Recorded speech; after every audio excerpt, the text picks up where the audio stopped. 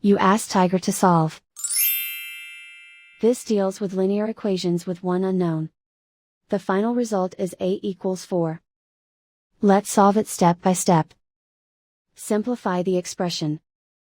Expand the parentheses. Simplify the arithmetic. Group all constants on the right side of the equation. Subtract 16 from both sides.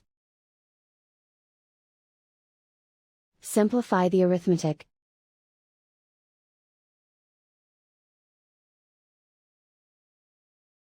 Isolate the a. Divide both sides by 4. Simplify the fraction. Find the greatest common factor of the numerator and denominator. Factor out and cancel the greatest common factor.